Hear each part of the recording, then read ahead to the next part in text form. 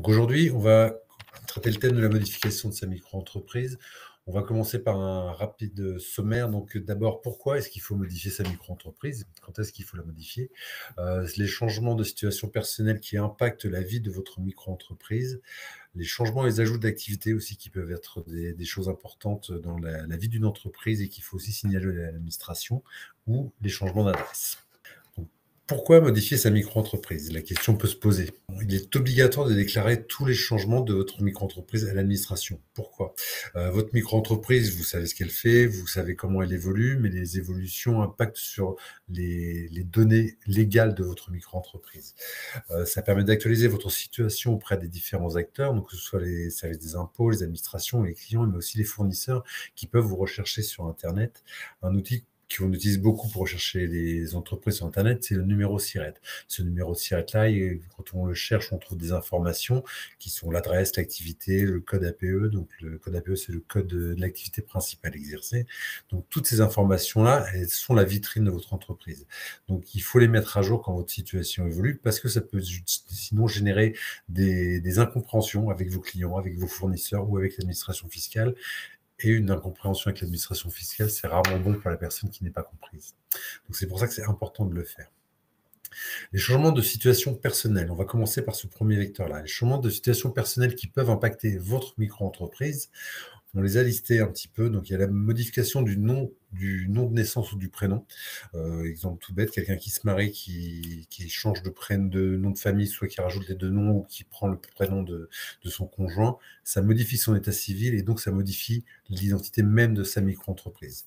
La modification du nom d'usage, c'est pareil. Si quelqu'un fait des démarches légales pour changer son nom parce qu'il veut changer de nom, donc pour les raisons qui lui sont propres, il faut aussi l'indiquer à l'administration fiscale. Ces deux raisons-là, elles sont liées au fait que votre micro-entreprise de travailleur indépendant, donc votre micro-entreprise, son nom officiel, au-delà du nom commercial que vous avez pu lui donner, son nom officiel, c'est votre nom à vous. Donc si vous changez de nom, votre micro-entreprise change de nom aussi.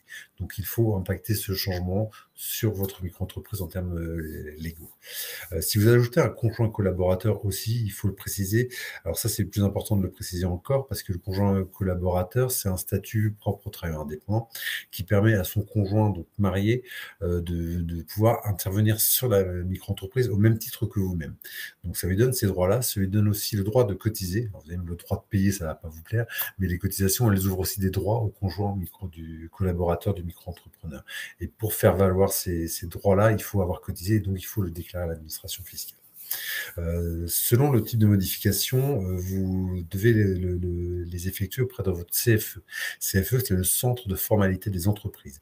Le CFE dépend de l'activité que vous exercez. Si vous êtes artisan, c'est la CMA, Chambre des métiers de l'artisanat. Si vous êtes commerçant, c'est la Chambre de commerce et de l'industrie. Si vous êtes en profession libérale, c'est l'URSSAF. Donc, c'est à ces personnes-là, c'est à ces institutions-là qu'il faut adresser vos changements. Les démarches, elles peuvent être faites directement en ligne, donc sur le site auto-entrepreneur.ursaf.fr ou alors sur papier, et elles sont en général gratuites. Celles-là sont gratuites. Il y en a d'autres qui ne le sont pas et je vais vous expliquer pourquoi après. Donc là, on vous a mis les URL de la Chambre de commerce, Chambre des métiers et de l'URSSAF pour pouvoir faire vos déclarations de changement de données personnelles. On a aussi parfois des personnes qui changent d'activité. Alors, soit on change d'activité, soit on rajoute une activité parce qu'on se rend compte qu'on faisait une activité qui peut générer des demandes des clients et qui nous oblige à recréer une nouvelle activité. On peut le faire en micro-entreprise, on peut être à la fois artisan et commerçant, par exemple, et on peut le faire tout à fait légalement. Le tout, c'est de l'avoir déclaré lors de sa déclaration de micro-entreprise. Et si on ne l'a pas déclaré et qu'on se retrouve à faire une deuxième activité, il faut la rajouter. Alors, oui, en termes de changement et de modification d'activité, on peut changer une activité principale pour une activité secondaire. Pour rappel, l'activité principale de votre micro-entreprise, c'est celle qui génère le plus de chiffre d'affaires. Alors, ça peut parfois être compliqué quand on lance sa micro-entreprise en multi-activité. On a une activité artisanale, une activité commerciale. On peut avoir l'intuition de se dire c'est telle activité qui va prendre le dessus au niveau du chiffre d'affaires. Pour autant, ça peut s'avérer autrement après quelques mois d'usage. Donc, si vous aviez décidé que votre activité commerciale, par exemple, était prioritaire et générait plus de chiffre d'affaires et qu'au bout de 6 mois, vous vous rendez compte que votre activité artisanale génère énormément plus de chiffre d'affaires que votre activité commerciale, il faudra en informer les CFE, donc les mêmes que tout à l'heure, hein, Chambre des métiers pour l'artisanat, Chambre des commerces pour les commerces et URSSAF pour profession libérale. Donc il faudra les informer en leur disant qu'il y a une modification d'activité principale. Donc c'est pareil, si vous voulez ajouter une autre activité, donc comme c'est marqué sur la présentation, ajouter une nouvelle corde à son arc, donc vous vous rendez compte en travaillant qu'il y a un marché qui est proche de celui que vous faites, mais qui nécessite une autre activité. Typiquement, les artisans peuvent aussi être amenés à faire de la vente. Donc quand on est artisan dans un domaine et que les clients disent bah, j'aimerais bien voir le produit que vous utilisez, vous pouvez devenir aussi revendeur. Donc j'ai des opportunités comme ça qui permettent de rajouter une corde à son arc, et rajouter une corde à son arc, c'est-à-dire très clairement rajouter une activité.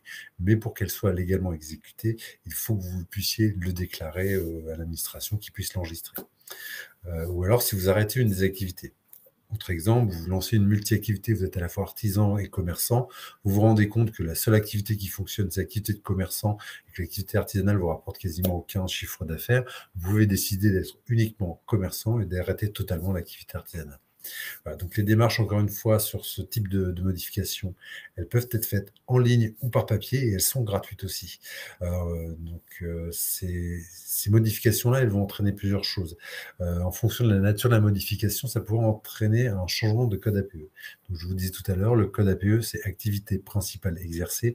C'est un code à plusieurs chiffres qui est le code de votre activité principale déclarée. Si vous en changez, évidemment, ça change le code APE. Ça peut être aussi des nouveaux seuils à respecter. Si votre activité principale était commerce, par exemple, vous aviez un seuil de chiffre d'affaires à 170 000 euros pour rester en micro-entreprise. Et si vous passez sur un chiffre d'affaires, sur une activité artisanale, ce seuil-là passera à 70 000. Ce n'est pas les mêmes seuils de micro-entreprise. Donc ça peut aussi avoir des impacts sur le quotidien de votre activité. Les documents nécessaires pour les démarches papier, il y en a de plusieurs types. Il y a d'abord le formulaire P2 ou P2P4 complété et signé. Ces formulaires-là, ils se trouvent en ligne directement. Vous pouvez taper sur Google CERFA P2 ou CERFA P2P4 suivant ce qui vous concerne et vous pouvez les télécharger, les remplir et les envoyer. Si c'est une activité réglementée que vous exercez, il vous faudra donner des justificatifs. Soit de l'expérience professionnelle, je vais prendre un exemple qui nécessite des justificatifs, par exemple pour être ramoneur, il faut avoir un justificatif d'expérience ramonage. Donc soit une expérience professionnelle actée par un contrat salarié pendant au moins 3 ans, soit un diplôme qui dit que vous êtes effectivement apte à faire du ramonage. Donc si vous déclarez, ajoutez une activité réglementée, vous devrez aussi joindre ces justificatifs-là en plus des formulaires P2P4. Les formulaires P2P4, comment savoir qui a besoin du P2 et qui a besoin du P2P4? C'est tout simple, le P2 il est uniquement destiné aux professions libérales, donc aux personnes qui s'intéressent à l'URSSAF, et les P2P4, ce sont pour les gens qui sont commerçants et ou artisans. Le changement d'adresse, il peut avoir un impact aussi qui n'est pas négligeable parce que l'administration fiscale vous envoie des courriers, même s'ils ont tendance à de plus en plus dématérialiser les choses, ils peuvent vous envoyer des courriers papier. Donc si vous changez d'adresse qui n'en sont pas informés, il peut y avoir des problèmes à ce niveau-là et ça peut aussi impacter notamment pour le calcul de votre CFE. Alors, pas centre de formalité des entreprises pour le coup, mais cotisation foncière des entreprises. Donc il faut aussi le déclarer pour ces raisons-là. Ça peut être soit parce que vous changez d'adresse personnelle, votre micro-entreprise est domiciliée dans votre logement et vous déménagez, donc vous déménagez logiquement votre micro-entreprise aussi. Soit si vous exercez votre activité professionnelle dans un local que vous louez, ou vous possédez, vous pouvez auquel cas mettre le siège social de votre micro-entreprise dans ce local, soit si vous changez de département, il faut aussi leur préciser. Ces démarches-là peuvent se faire en ligne ou en papier. Les CFE compétents, c'est toujours les mêmes. Ces démarches-là, elles sont gratuites pour la plupart, sauf quand il y a un changement de département. Il faut savoir qu'un déménagement pour changement de département, ça génère des frais qui vont vous être facturés par la chambre, enfin par le centre de formalité des entreprises qui vous accompagnent. En fonction de la nature de la modification, ça changera des choses parce que si vous changez votre siège social, donc en changeant d'adresse, on change son siège social aussi. Il y a le numéro sirène et le numéro SIRET. Donc le sirène, c'est les 9 premiers chiffres et le SIRET, c'est les 5 derniers. Enfin, c'est les 14, pardon. Et si vous changez si vous déménagez, si vous changez votre lieu de siège social, les 2 derniers chiffres vont changer aussi. Donc ça va changer aussi votre numéro SIRET. Et ça va aussi avoir des impacts sur la CFE, donc cotisation foncière des entreprises. Les documents nécessaires, donc, ça c'est les mêmes, P2, P4, donc c'est exactement la même chose pour les changements d'adresse que pour les changements d'activité. Le P2, P4 ou le P2, selon que vous êtes profession libérale ou artisan commerçant. Il faut aussi un justificatif de votre nouvelle adresse, donc soit un bail que vous avez signé, soit un justificatif de domicile avec une facture des téléphones, un abonnement Internet à votre nom. Et il faut aussi une carte d'identité avec, donc recto verso la carte d'identité, avec une marquée à la main, certifiée sur l'honneur, comme quoi c'est bien votre pièce d'identité conforme à l'original. Voilà. Pour faire toutes ces démarches-là, alors vous pouvez les faire pour l'essentiel gratuitement, directement en ligne ou par papier, en téléchargeant les formulaires P2, P4 ou P2. On peut aussi vous proposer, nous, de vous accompagner. Donc, nous, on a aussi la possibilité de vous accompagner dans vos démarches. Donc, si vous voulez plus d'informations, je vous invite à aller sur notre site internet, donc olme.fr, et à regarder dans les menus en haut à droite, il y a marqué Solutions. Vous trouverez l'accompagnement sur les démarches.